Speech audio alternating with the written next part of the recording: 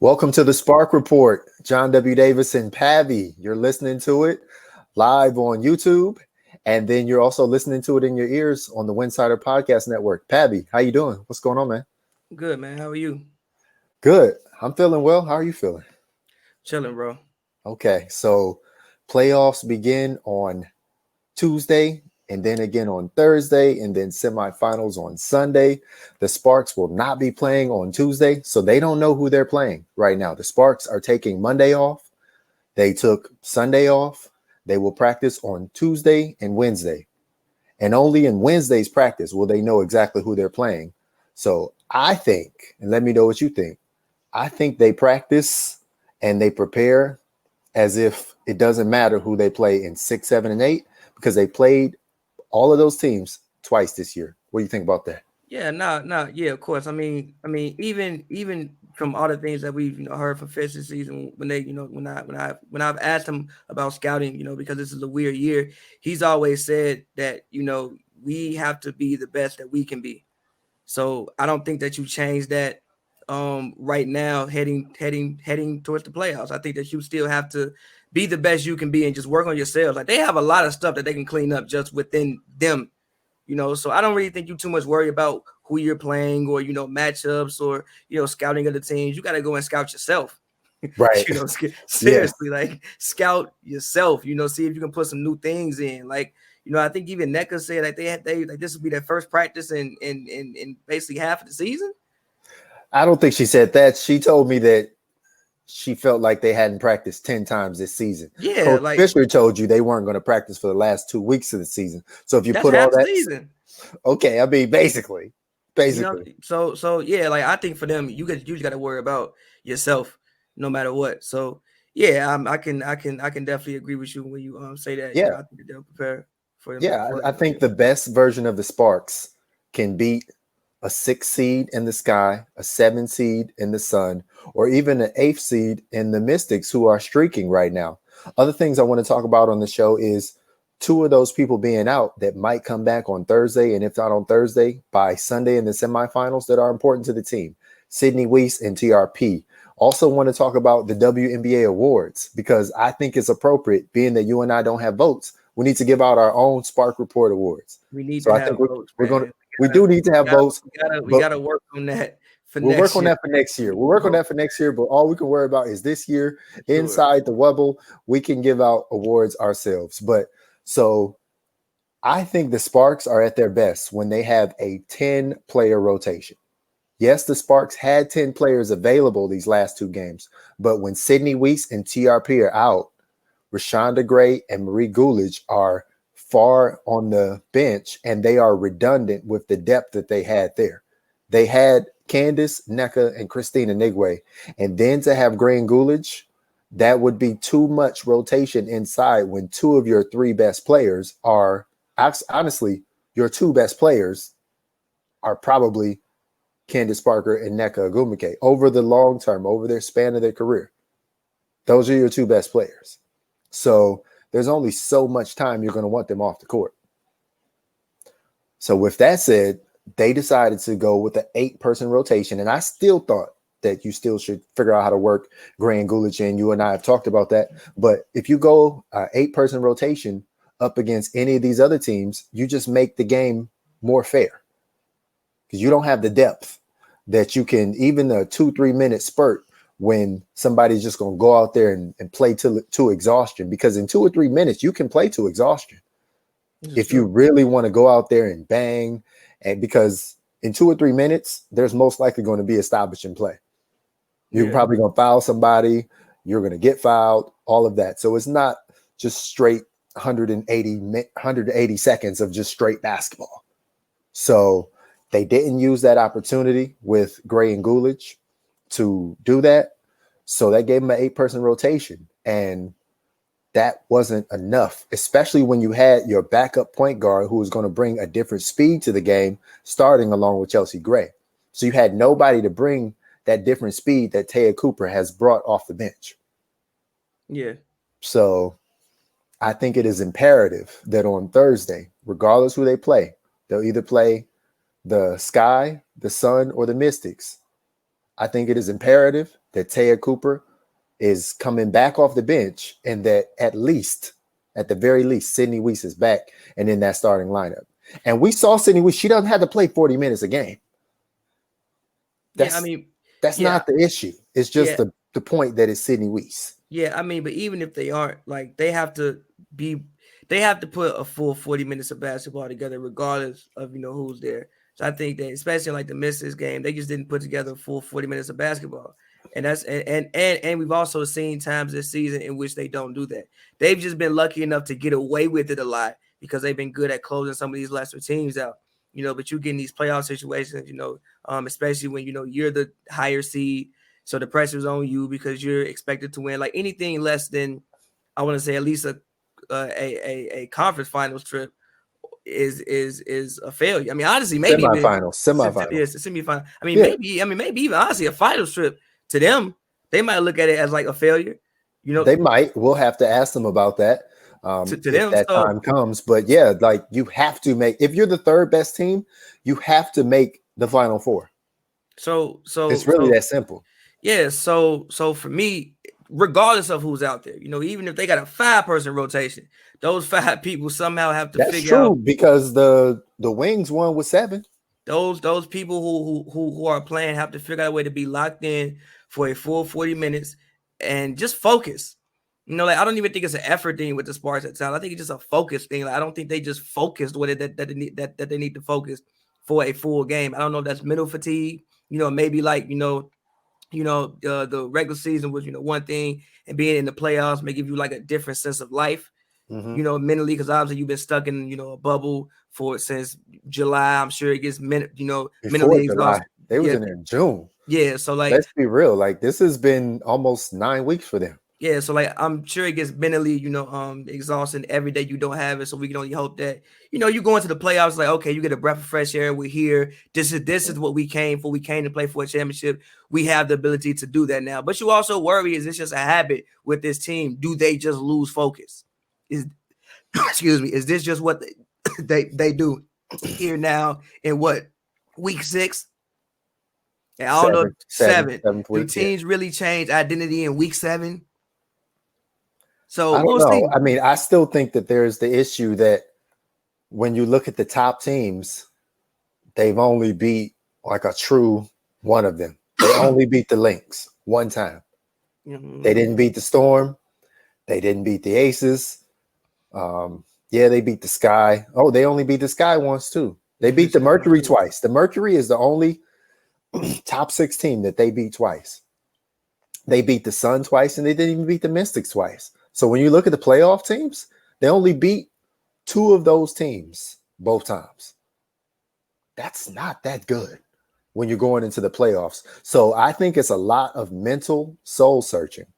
Like they have to realize in their mind, like you're saying, like we have to lock in. It's no more talking. It's only action. And you're right.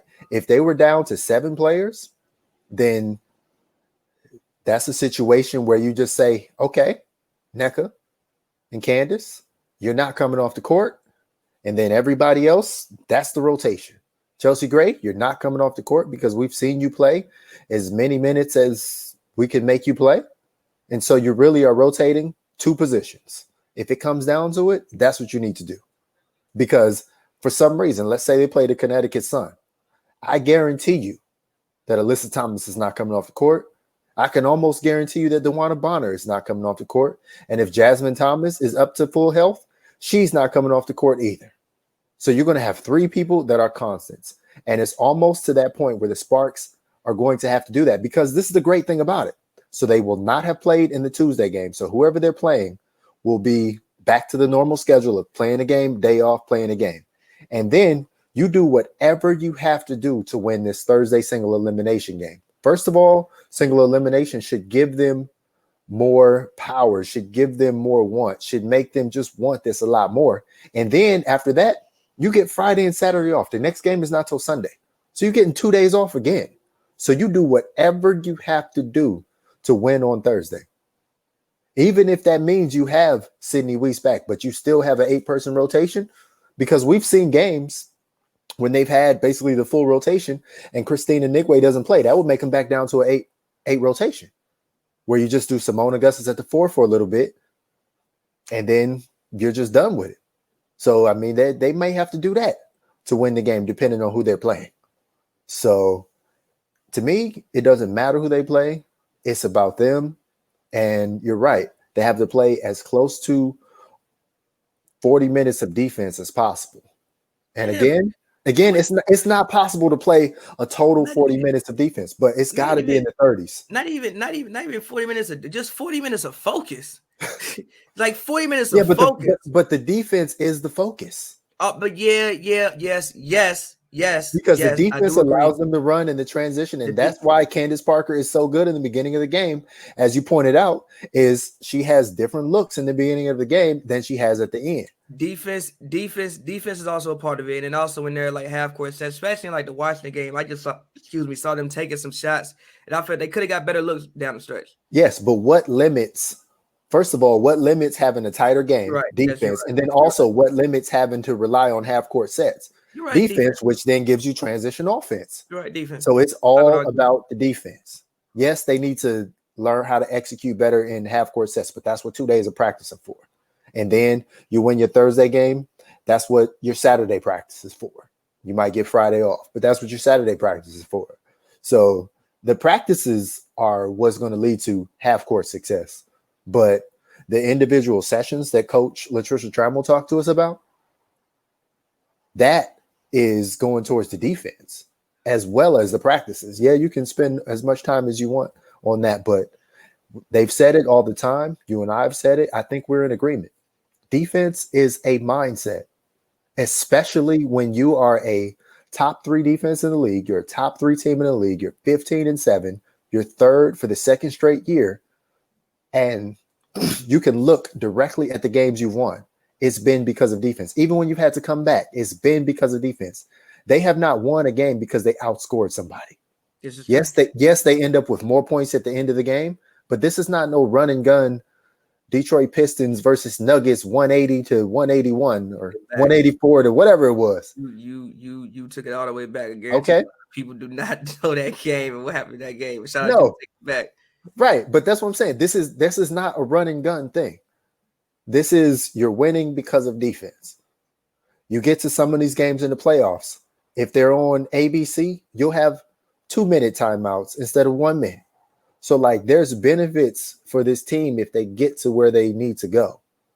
But whatever they have to do, they have to win this single elimination game on Thursday. And honestly, if they were able to win last year against the Seattle Storm in a single elimination game, they should be able to win this year against the Sky, the Sun, or the Mystics, because all of those are lesser teams than what they had to deal with last year.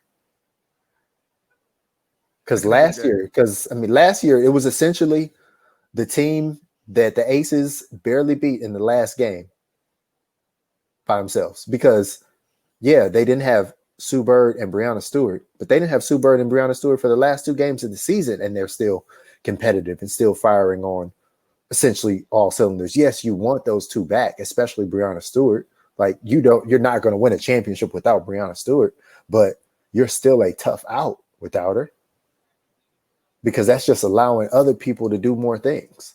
Yeah, I think that just maintenance is more important for Breanna.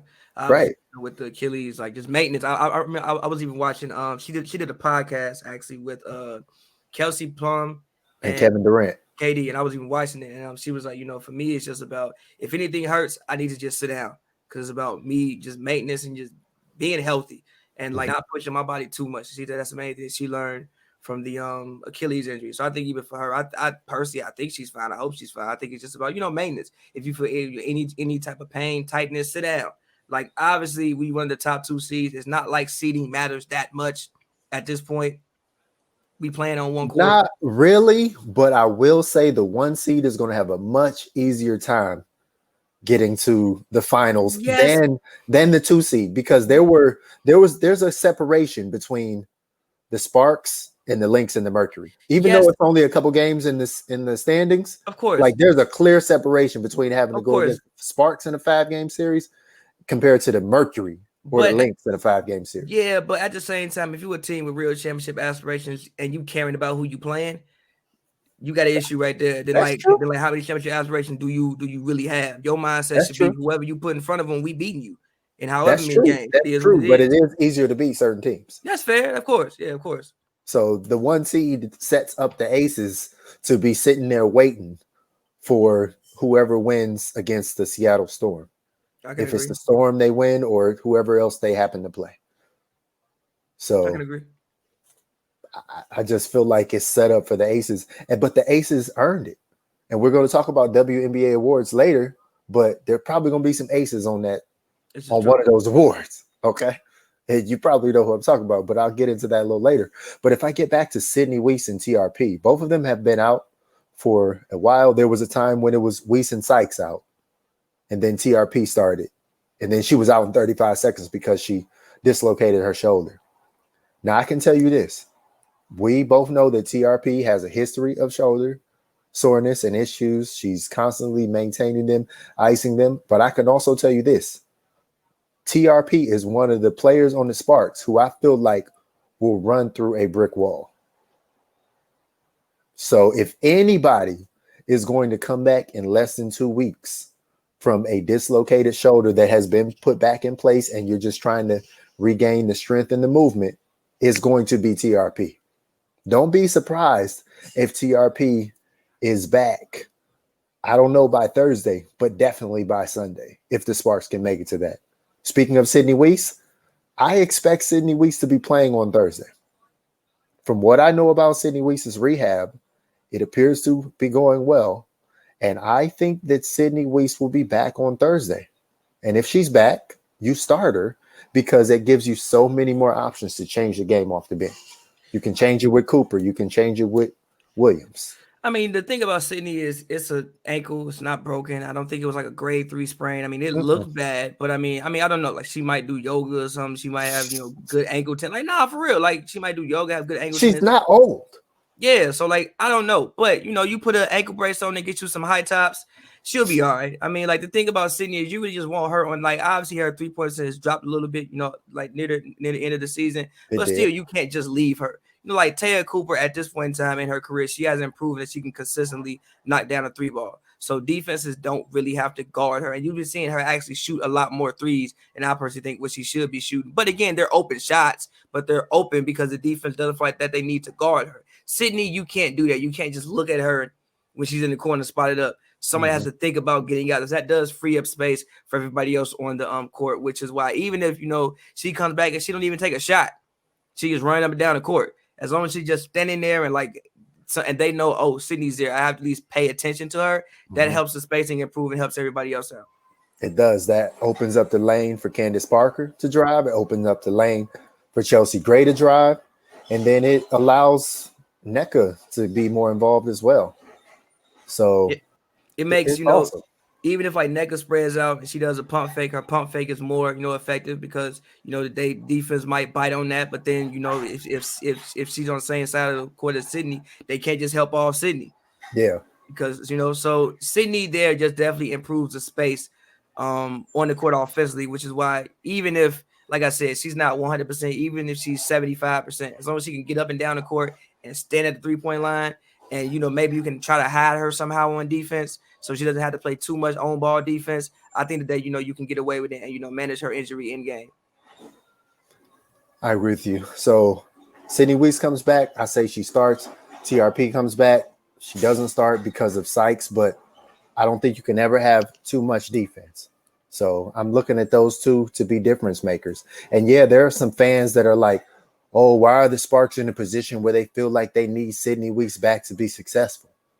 Well, because it's a rotation player. She's a rotation player. She's a starter. And for a long time in the season, Sydney Weiss was one of the best 5 players on the Sparks. And I go back to this all the time. And I don't have this on the list, but I want to talk about this. I think right now the Sparks have a clear 4 best players on the team.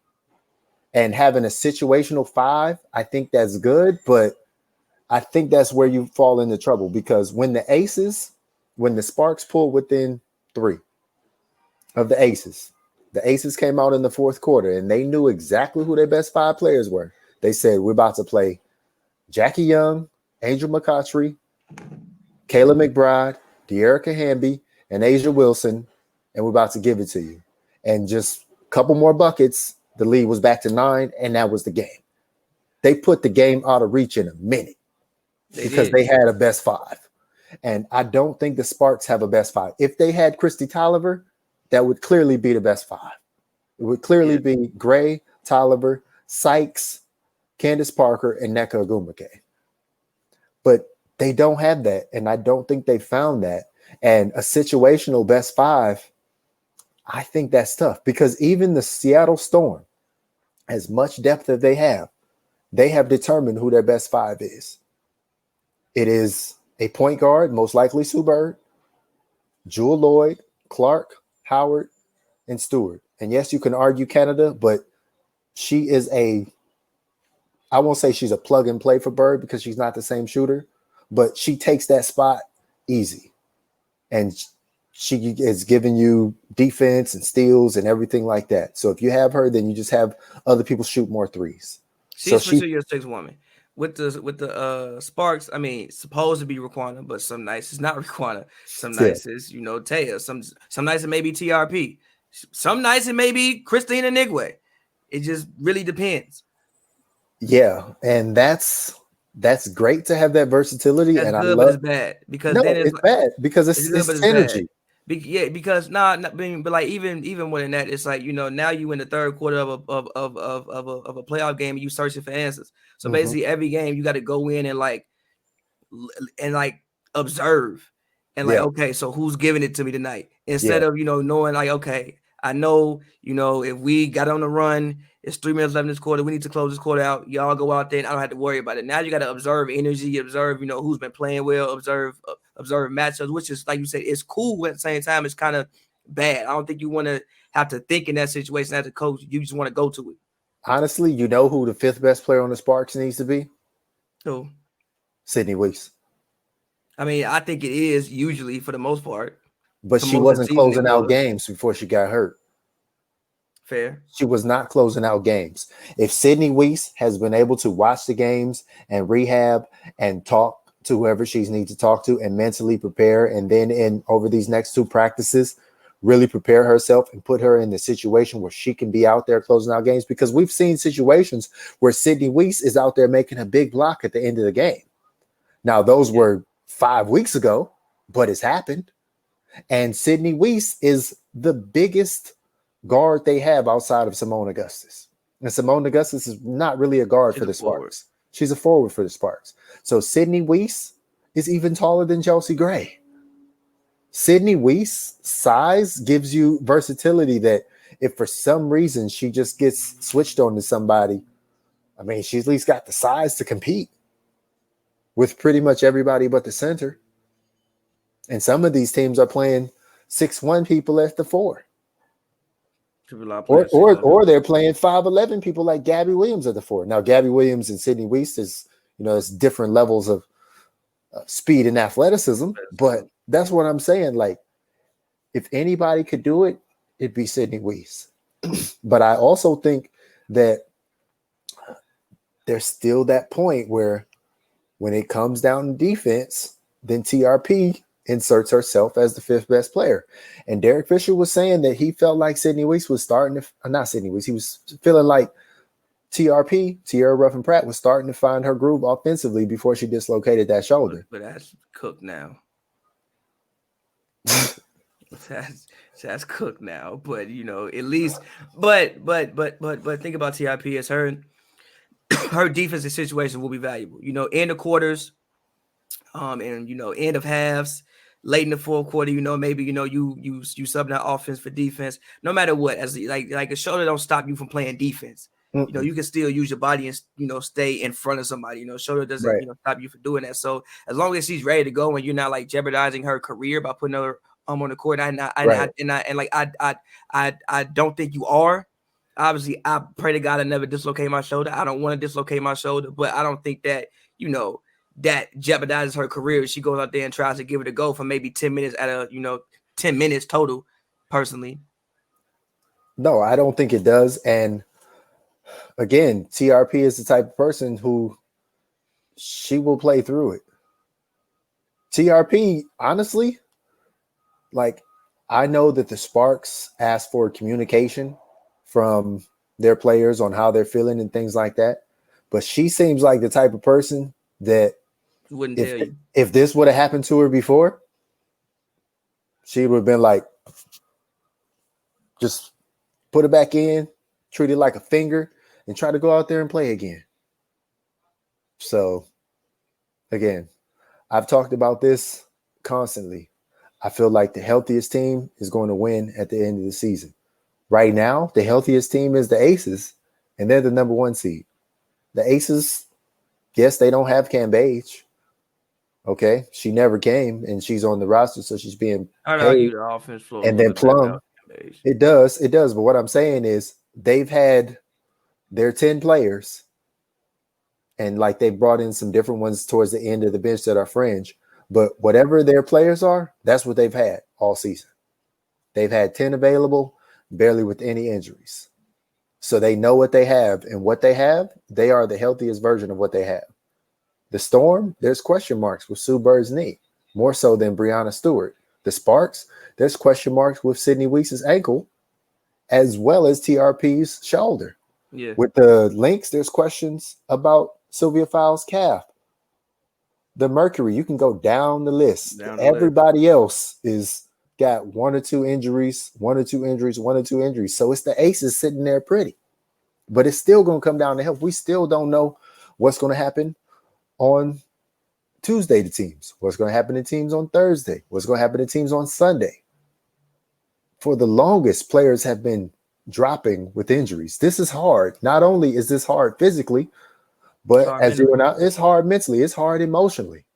That's why anytime that Nneka Ogwumike gets a break, and she says this, and it's not shade to her teammates, but she's like, I want to get away from basketball. I want to get away from my teammates. I want to get back to myself. And even still at home, unless she literally goes in her room, she's still living with Simone Augustus. She's still not living by herself. There are players who like solitude. So maybe there is a benefit to some of the players staying in the hotel. I don't think it helps team chemistry, but if you want solitude, then you've got that. And they do have a few Sparks that are staying that way. But I don't know. I'm not exactly sure what they're going to do. All I know is that in a single game elimination situation, the Sparks have to do whatever they have to do to win this game. Again, like if that's a 6, if that's a 7 rotation, then that's a 7 rotation. If Christina Nigwe doesn't play, Christina Nigwe doesn't play. And there's no offense to Christina Nigwe. It's just the fact that we're trying to get to a 5-game series where we definitely will need you.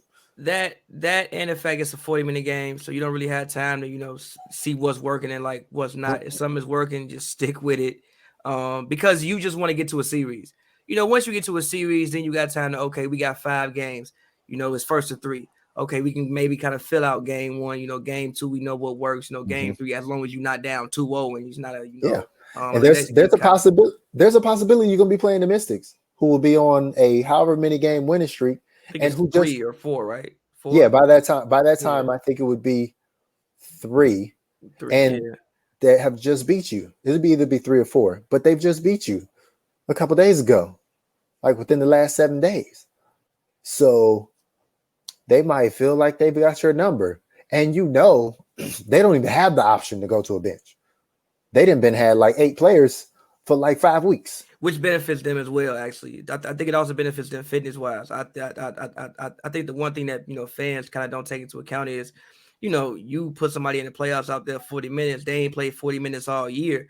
Do we even know if they body or if they, physically can handle that right now? Yeah. Like, you've been playing 28 minutes all year. You kind of got used to playing 28 minutes. 28 minutes and 40 minutes is two completely different theories. Mm-hmm. So I think that even benefits the Miss. Like, they are completely conditioned. They've been out there 35, 33, 34 minutes a night. They, starters, they main Hines, Allens, and Atkins, they don't come off the court. No, they don't come off the court. The Sparks, Chelsea Graydon sat down a lot this year. Candace ain't played. I will say Candace has played 37 or 38 one time. And that was without an overtime game. So I think Candace is probably has the most experience playing the most minutes this year. Chelsea Gray, she can play, especially the way they put her in off-ball situations. Honestly, I kind of want Chelsea Gray to step up and be more of a point guard coming down in this. Get the ball in her hands more. Like, if it's not in Candace's hands, I'm going with Chelsea Gray. I'm putting more on her. Like, yeah, it's great to have her in an off-ball situation, but she's not a shooter like a two-guard. Yeah, she's been especially not this season. Not this season. She attacks better with the ball from the top. She's not a wing attacker unless you're going to work it around with a screen and then she's going to be in the paint for a layup. But that's not how they use her. She attacks from the top. Put her in those situations. That's why Candace is so great in transition, because she's able to attack from the top and she can go left or go right. Same thing with Chelsea Gray. Chelsea Gray is not attacking from the wing. She can, but that's not her comfort spot. That's literally a wing positioning. Right. Wing. That's not you. And that's so if you're going to do that, then that's a situation where you want Weiss out there to shoot. You want Raquana Williams out there to shoot. You want Brittany Sykes to continue to be confident in her shot and shoot. Like, I think Brittany Sykes, you have to continue to shoot threes when you have it. No hesitation. Like, I love the fact that they rotate the ball and they pass, but sometimes they overpass. Yeah, I think you got an open shot, you got to shoot it.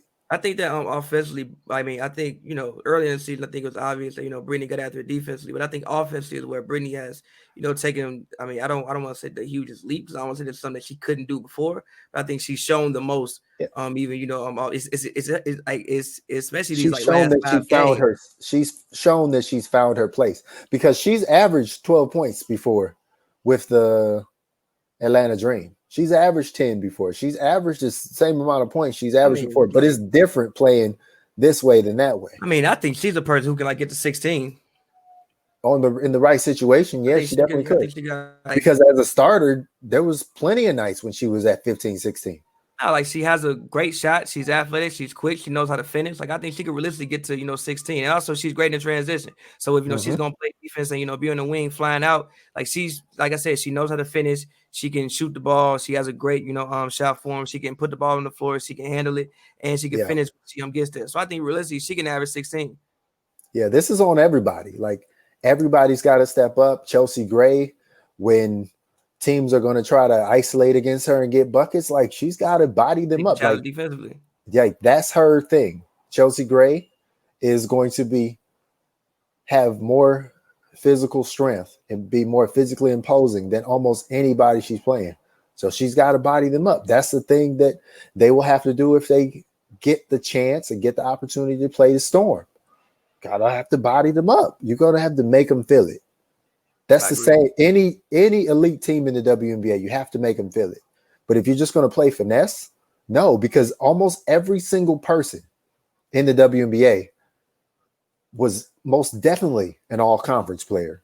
Most of them were all-American players, and even fringe players, like we're going to talk about later, one of the most improved candidates, Najee Laney. This lady was still playing on USA Basketball in youth situations. So even a player like that, who you feel like, oh, she came out of nowhere for most improved. Not really. She's been playing on USA Basketball for almost 10 years. Now, yes, she's not playing on the top level, but Sydney Weiss plays on USA Basketball. Brittany Sykes, like, all of these players are. Everybody can play. They all like top 100 in your country. So imagine like top 100 US players in the NBA. Like, all of those are almost all-stars.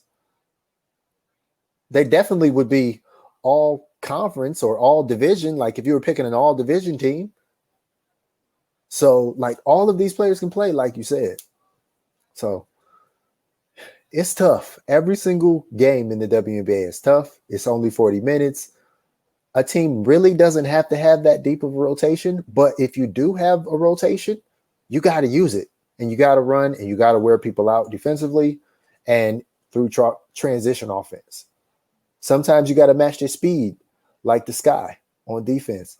Sometimes you got to wear them out, like you might be able to do against the Mystics by playing physical against them. That's what I talked about way in the beginning when the Mystics still had aerial powers, is playing physical against them as a way to do I have something a against question. You're them. talking about adapting to styles. Okay, what would you say the Sparks' identity is? Like, what is their identity as a basketball team? What is it, or what should it be? What is it? That's not a I good don't know. thing. I That's don't know. not good. That's not good. You didn't play the whole season. We had to play us. I said, what's their identity? And you like, I don't know. I mean, I can tell you what they say it's supposed to be, but what I see it to be, I don't know. They say defense. Yeah, but we don't see that 30 minutes a game. I don't see that 75% of the game every single game. So it's like, at this point, what do teams have to do to adjust to the Sparks if they play them? You have to attack them. You got to attack the paint, and you got to make your three-point shots because they're going to give you three-point shots. The Sparks' first and second job on defense is to protect the paint. Yeah, Coach Trammell, Coach LT said, I want to take away everything, but they don't. You can't take away everything. It's impossible, but like, I respect it. They don't. Unless you literally had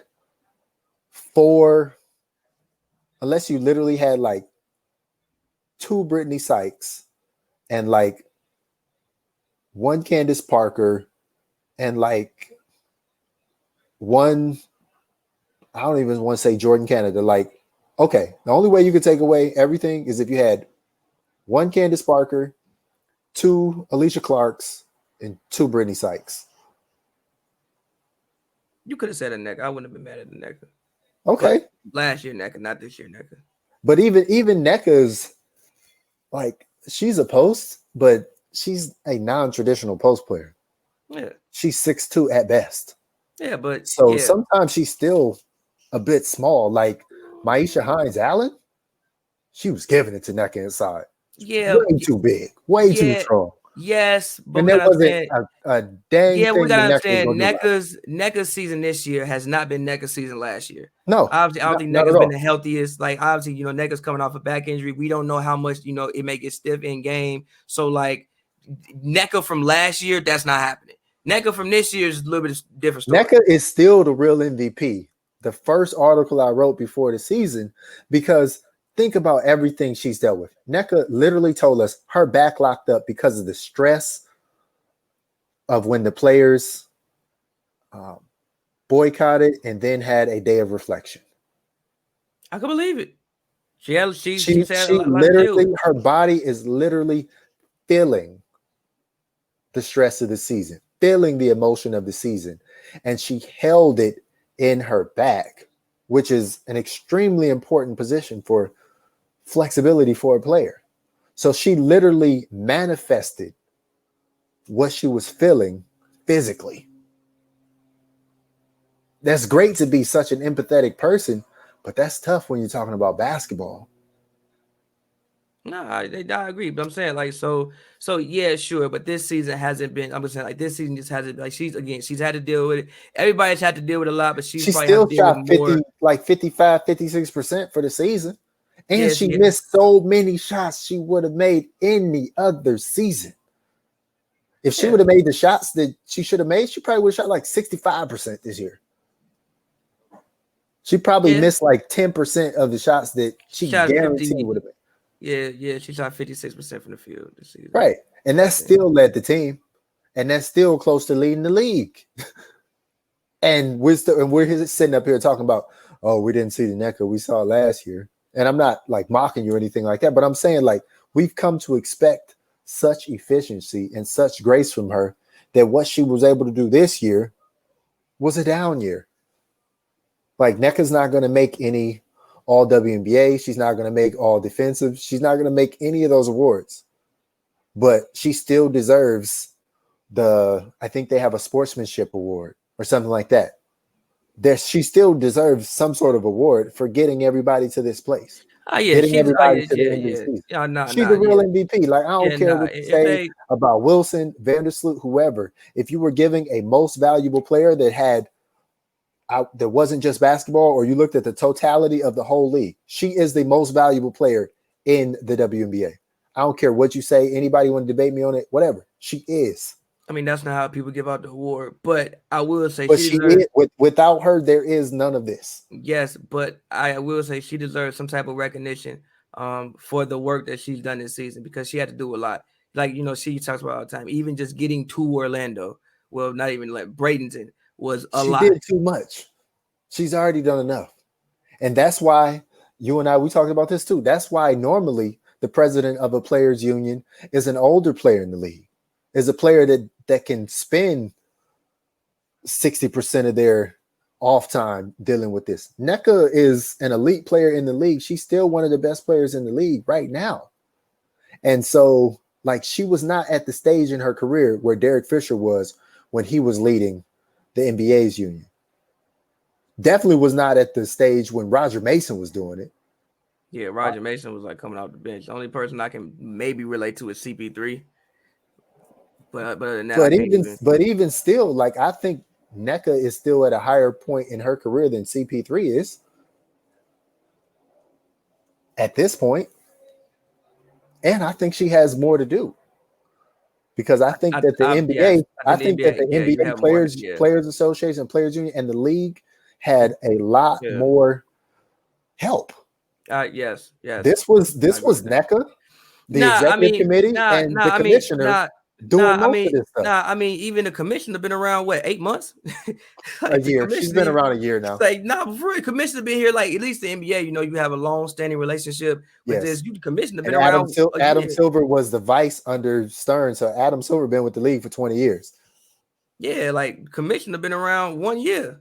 Yes. So, Yeah. Okay, well, you know what? I think it's time to give out the first ever, the perennial Spark Report WNBA Awards. We got to talk about it. Okay, so we're doing first MVP. We're going to do MVP, Rookie of the Year, Defensive Player of the Year, Most Improved, Coach of the Year, and 6 women. We're going to do the main 6 awards. If we have time, we can talk about who we might want on the All WNBA, All Defensive Team. But let's go with that. MVP. I'm going to give it to you first because you already know who I'm picking for MVP. Who you got? Are we in agreement? I'm going to go Asia Wilson actually now. I'm going to go Asia Wilson now because, I mean, they got the best record in the league. She's still averaging 20 points. I'm not sure what the rebounds is, but I know it's probably close to 10 at least. If it's not 10, it's about 9. Yep, 9. And she's been out there every day. One of the best thing you can be is available. And she's been out there every day. 20.5 points, 8.5 rebounds, 2 assists, 2 blocks. She's been out there every day, and the Aces are the best team in the league. If if the Storm would have kept that, then I would have said Brianna, but they didn't. So she's the best. They're the best team in the league, and they literally beat the 2 competitors both times. They did. She beat the Sparks both times, and she beat the Storm both times. And they were like legit wins, not a buzzer beater, nothing like that. They beat them. She beat them both times. Whoever they put on the court against her. Yeah, they didn't put Stewart out there on the court, but that's up to the Storm. The Aces played who they played, and she did it without Kim Page. We could get into whether we think they're a better team without her. I mean, I don't know. They're showing something without her, but they also did it without Kelsey Plum. They did this without 3-point shooting. Imagine how many points Asia Wilson would have if she shot 3s. She's a mid-range monster, and she's doing all of this on 2-point buckets. 2-point buckets. I don't even think she had more than that. I don't even think she made a 3 this season. She knows what she does. Right.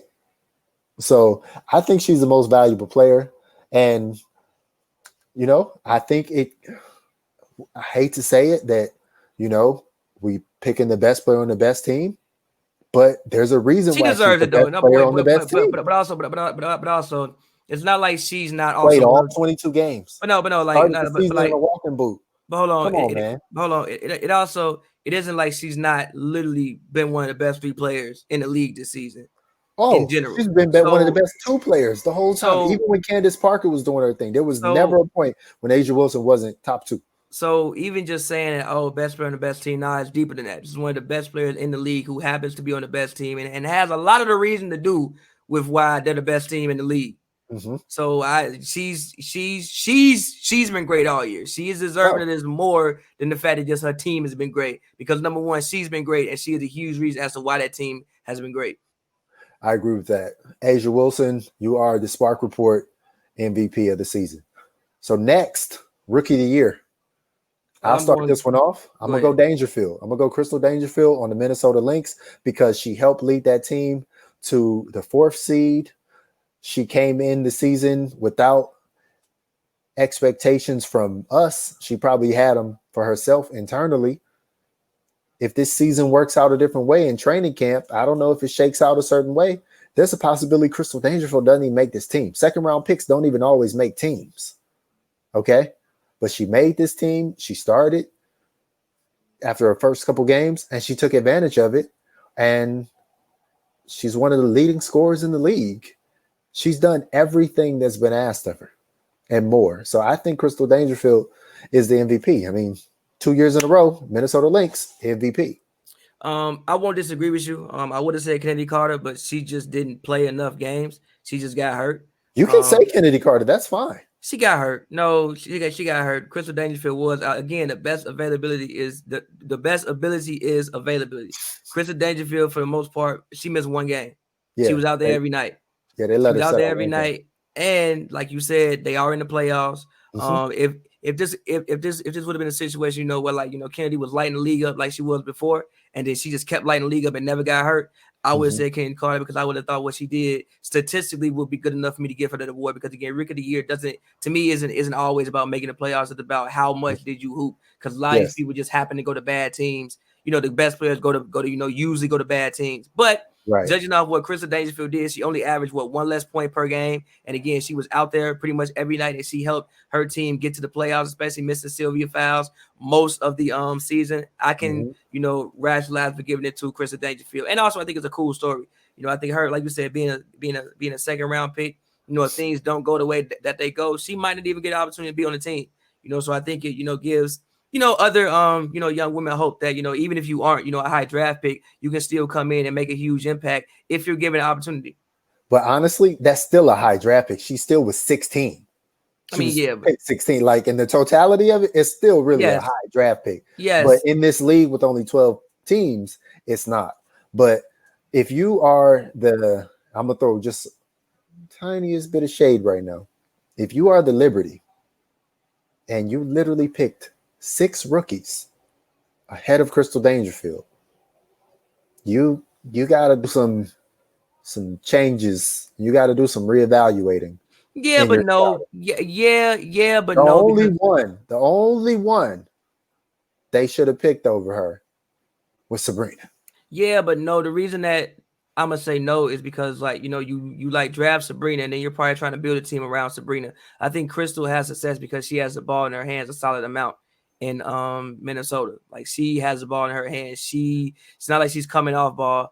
Maybe you pick different if you don't get a chance to draft Sabrina, and maybe they try to notice that they were playing again. Like I think Crystal Dangerfield is usually more so a driver. Now the last game I saw her play but you had 6 times to pick her. But listen. I think she's more of a driver. And I think that they wanted to have a team where we give Sabrina the ball, we spread everybody out, and you shoot threes. So I know what they wanted to do. So I hear you. So and I was of that mindset in the beginning too when I first started about it. But 5 times. So the reason why I'm not gonna jump on them for not picking her is because I think when you draft Sabrina, you want to build it to the day. They didn't expect her to get hurt.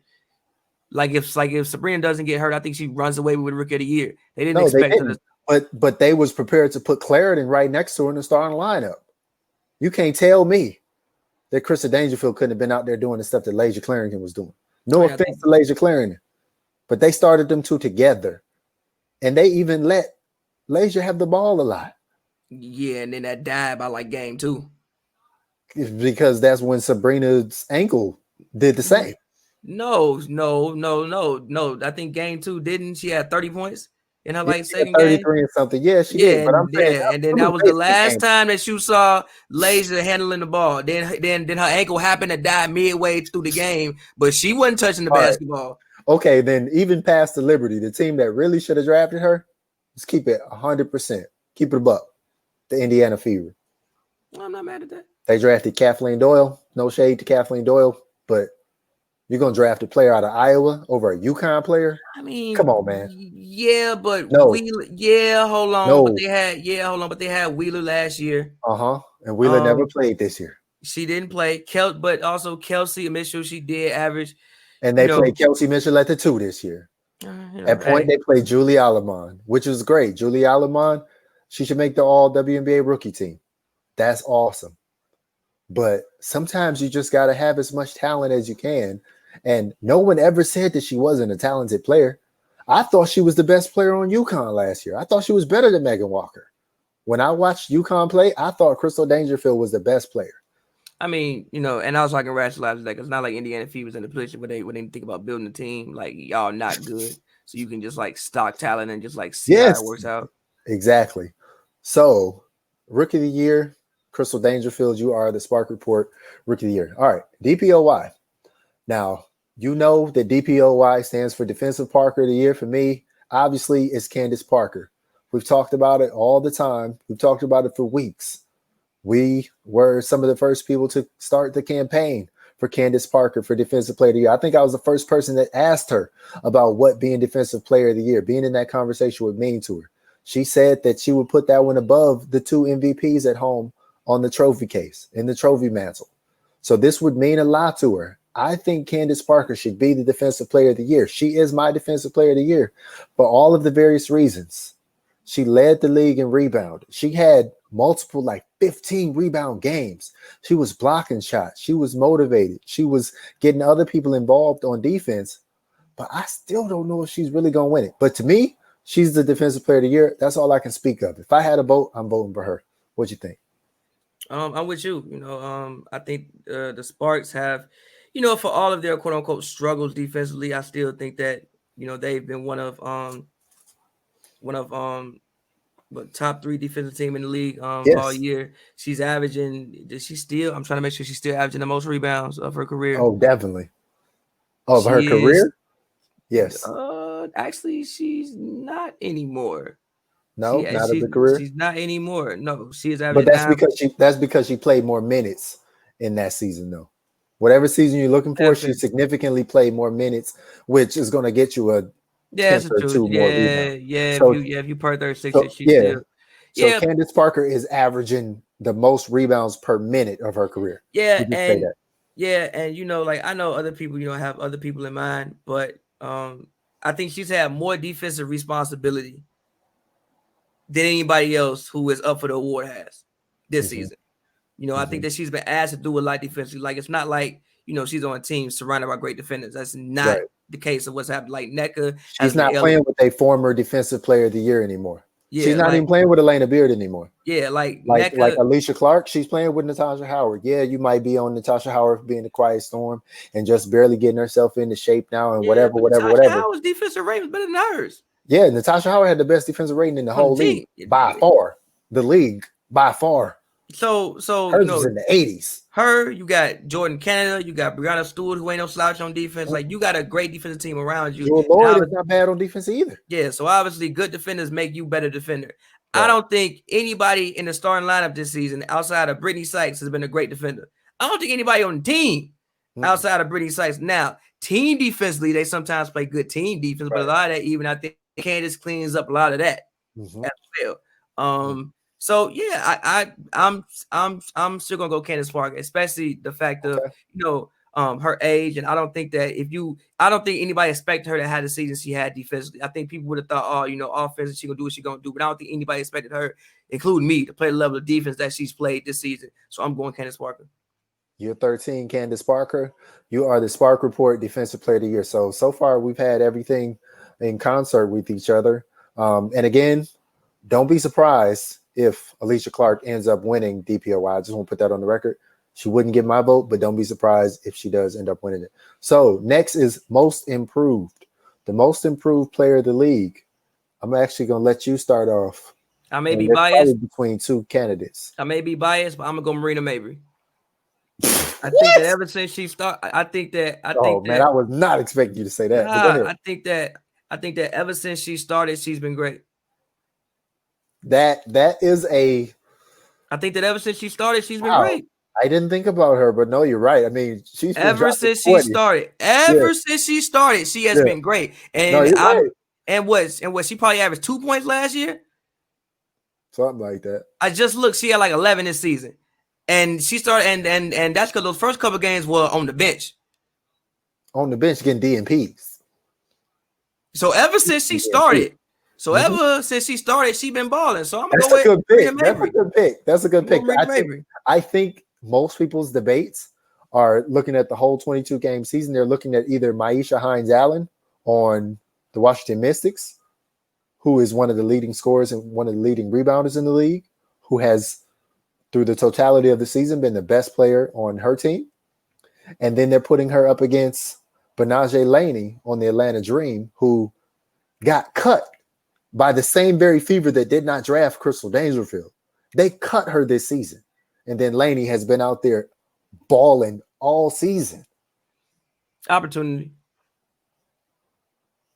Yes, you're right. And that's why I was saying that, like, Laney has been a USA basketball player. She has represented USA basketball internationally in her youth. So she can ball. Laney's mother, actually, there's a story. It's not a story, it's a fact. She's one of the only people that I know of. So Laney's mother and her, they both played for the same coach. They both played for C. Vivian Stringer, the Rutgers coach, the famous Rutgers coach. But I'm going to give it to Laney because, yes, you're talking about opportunity, but I think what we saw from her was a revelation. Because if you want to talk about most improved, she totally showed us something that we did not see. We haven't seen this from Laney at all in the WNBA. It's not a second player that's just getting more of an opportunity. We saw something totally different. I mean, Laney was out there crossing people over, taking it to the rim, getting buckets that way. Laney was knocking down open shots. Laney was still being an all defensive team level defender, probably second team, but still, like, Laney, for the longest time, she was the best scorer on the Dream. And through the totality of the season, I think she was the best scorer on the team because Carter wasn't there the whole time. Williams wasn't there the whole time. If you're going to give it to the most consistent person on that team, it's Laney to me. So I'm giving it to Laney. I think a lot of people are going to go Hines-Allen, but I think Hines-Allen gets something even better than most improved. I think she can make an all WNBA team. I think she could probably make second team center. Yeah, I think she can make second team center behind Candace Parker. But I would rather be second team all WNBA than most improved. I mean, I don't know how you second team all WNBA, you not most improved. Because this is the thing. So Maisha Hines-Allen, in the beginning of her career, she showed games like this. But then the Mystics got to a point when the rotation just did not allow her to play. So it's not an improvement. It's just the fact that she played. So you could say she took advantage of her opportunity, but I don't think that makes her the most improved player. We already knew Maisha Hines-Allen could do this if she had the opportunity. No one knew that Benaje Laney could do this if she got the opportunity in the WNBA because she had never shown this at all in the WNBA. Hines-Allen had at least shown this early in her career. She had games like this early in her career before she got buried behind Deladon and LaToya Sanders and Emma Meeseman and Tiana Hawkins. She already had shown it just a little bit. So I think that's how you can justify that. That's fair. That's how I justify it. But Hines-Allen, honestly, she's probably going to win it. But I think Laney deserves it. Okay. Ooh, Coach of the Year. Who you got? You know what? I'm gonna go Bill Laimbeer. Okay. I'm gonna go Bill Laimbeer. Liz did not play. Kelsey Plum did get hurt. Yes. They still got the best record in the league, and they got the MVP on their team. So I'm actually going Bill Laimbeer. I wanted to say Fish, but after with the way the season ended, can't do it. Yeah, Bill Laimbeer. I'm going to say Gary Kloppenberg, because I this was man is the yeah, interim head coach. I was This thinking guy that. is a longtime assistant coach. He is not the head coach. He is not going to be the person unless Dan Hughes decides that, hey, you did such a great job. I'm just going to go ahead and retire off into the sunset. I This was man thinking that. is the interim head I was coach. thinking that, but the reason I didn't I pick don't him care was how much talent he but the has. reason I didn't pick him was because, like, for instance, it's like when, not to say the man can't coach, because I think the man can coach. But it's like, when Bill Walton won all those games with, the Warriors, when I'm talking like, about Luke, not yeah, Bill. They Luke, wish my it God, was Luke. Bill. When Luke Walton won all those games with the Warriors, so you can put together. It's like, I mean, yes, you do have to know something to coach, but you literally coached the last title team that was healthy. The title team before that, they just got healthy. So that's why I went with Bill Laimbeer. And they didn't win. They didn't have the best record in the league. If They they'd had the didn't have best the record best in the record, league, but this is the thing. Gary Kloppenberg is known as a defensive coach. What was so great about the Storm this season? everything. The defense.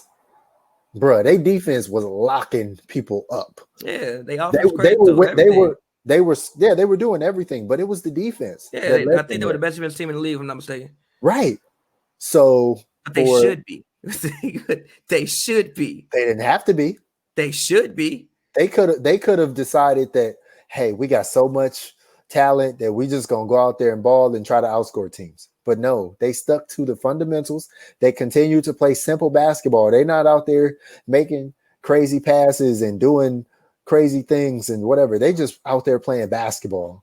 And to get that team, a team that talented that should be doing it, to do it, I give them coach of the year. But I agree with you. I think Bill is going to win it. But again, my vote would have been Gary Kloppenberg. So the last award, Sixth Woman of the Year. So we are in disagreement on most improved and coach of the year, but Sixth Woman of the Year. Who are you giving it to?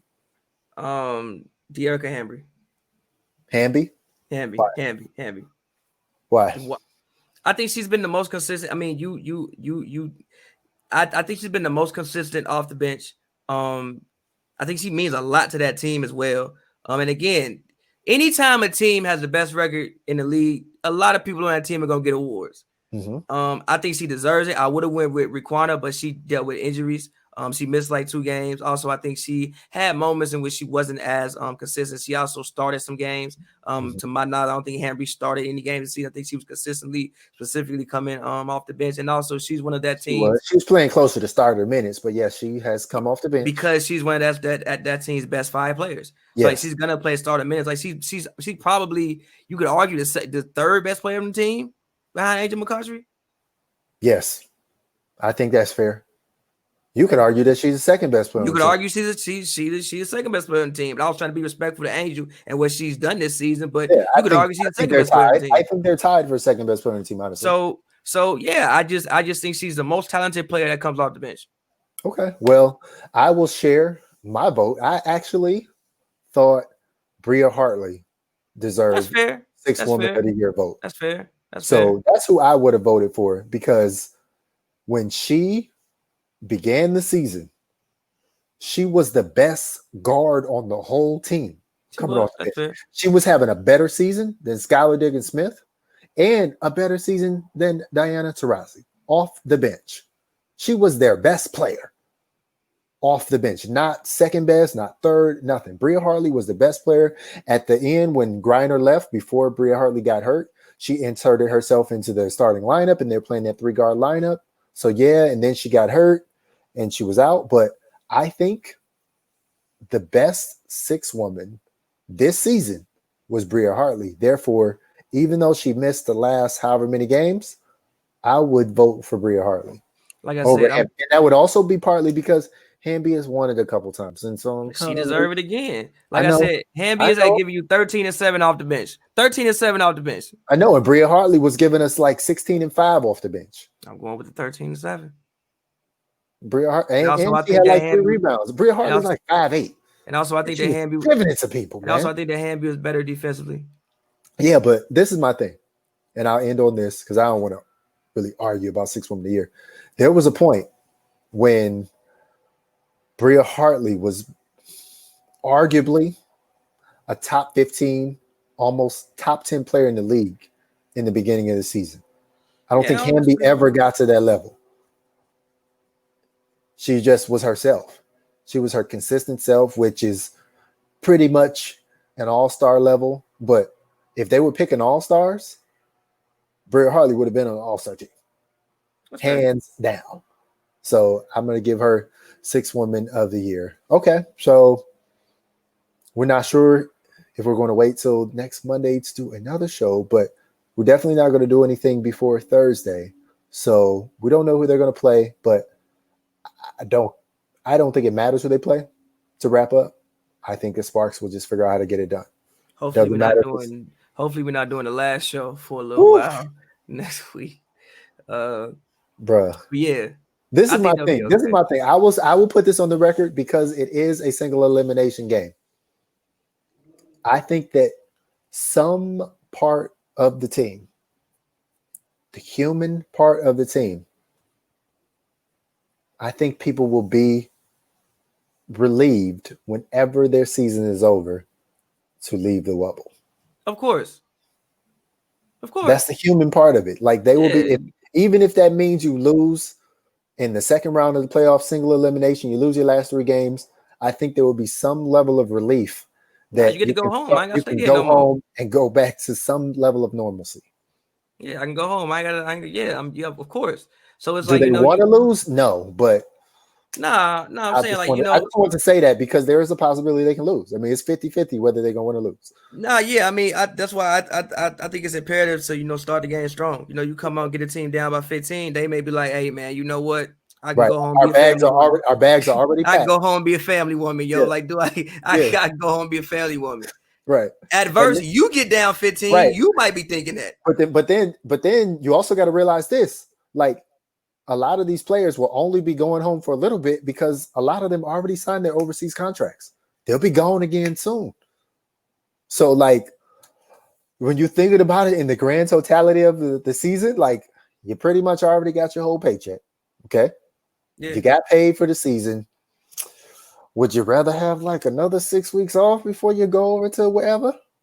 And probably sit in something like a bubble? Well, a lot of... Unfortunately, not to get geopolitical, but pretty much every country that they're going to go play in has a better handle on this than our country. Okay, they have significantly lower cases. So wherever they go play, barring maybe like Italy, which is not doing well, but yeah. They will, and they're not going to play in South America. Okay. Wherever they go play, they'll probably have a good level of comfortability with what's happening there. Fair. So, and they've already experienced this, so they're definitely not going to put themselves in any situations where they don't feel comfortable. They're not going to do that. But I just feel like whenever this is over, everybody who leaves will breathe a sigh of relief. I can agree. Because what they've done is great. What they've done is monumental. What they've done is historic. But it is tiring. But it's still tiring. It's still mentally taxing. And it's isolating. It's isolating. And I'll end on this. What Coach Trammell told us. Like, you got to realize this. If you're still listening to the Spark Report with us, 68 minutes into the show, realize this. They don't actually play the games at IMG Academy. That's where they live and that's where they practice. But they get on a bus and they drive past regular people and they drive over a bridge and they get to see the regular outside world. And they are, she didn't say this, but I'll say this. They are teased by the possibility of normalcy again. So every time they play a game and every time they leave a game, they get to see what you and I get to see every single day if we want to. And so, again, they're only human. So that's just got to be a consideration in their mind. But okay, I'm going to predict they win that game. Are you saying they're going to win that game? Yeah. I think ultimately they'll figure it out and get it done. Yeah, it doesn't matter who they play. It's either going to be, like I said, the Sky, Sun, or Mystics. They've only lost to Well, they swept the Sun, and actually they lost to the Sky once, and they lost to the Mystics once. But anyway, they have a winning totality record against those teams. So hopefully they can figure out how to get it done. But all right, you listen to the Spark Report. So you can find my work on Winsidr.com, my articles, and you can also follow me on Twitter at John W. Davis. Pavy, where can we find you? And do we have any special projects coming out this week? I'm gonna ask you that every time until you tell me yes. Coming out this week, no, but songs about women will be coming out eventually, pretty soon. I'm just trying to keep that pressure on you. Yeah, appreciate it. But at Pavy World, Pavy World, all one word on Twitter. You can follow me there, Twitter, Instagram, Pavy World. And yeah, thank you guys for checking out the Spark Report throughout the regular season and checking out all the Sparks content.